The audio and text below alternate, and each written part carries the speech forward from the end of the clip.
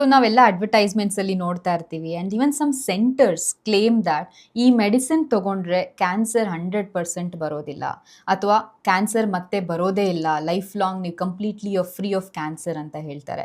ಹಾಗಾದ್ರೆ ಇದು ನಿಜನಾ ಸರ್? ಹಾಗಾದ್ರೆ ಇದು ನಿಜ ಆಗಿದ್ದಲ್ಲಿ ನಮ್ಮ ಇಂಡಿಯಾ ಇನ್ನು ಯಾಕೆ ಕ್ಯಾನ್ಸರ್ ಫ್ರೀ ಆಗಿಲ್ಲ? Very good question. ಇದು ಅವರಿಗೆ ಅಡ್ವರ್ಟೈಸ್ಮೆಂಟ್ ಅಷ್ಟೇ. ಯಾವ ಟ್ರೀಟ್ಮೆಂಟ್ ಕೂಡ ಕ್ಯಾನ್ ನೆವರ್ ಗ್ಯಾರಂಟಿ ಕ್ಯಾನ್ಸರ್ ವಾಪಸ್ ಬರೋದೇ ಇಲ್ಲ ಅಂತ.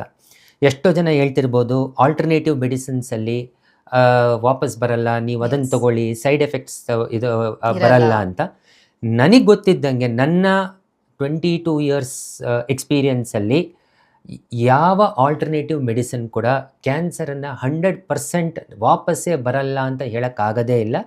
We have seen a lot of patients ಬೇರೆ ಥರ ಟ್ರೀಟ್ಮೆಂಟನ್ನು ಫಾಲೋ ಮಾಡಿ ಸಣ್ಣದಿದ್ದನ್ನು ದೊಡ್ಡದು ಮಾಡಿಕೊಂಡು ವಾಪಸ್ ಬರೋಂಥವ್ರನ್ನು ನಾವು ನೋಡಿದ್ದೀವಿ.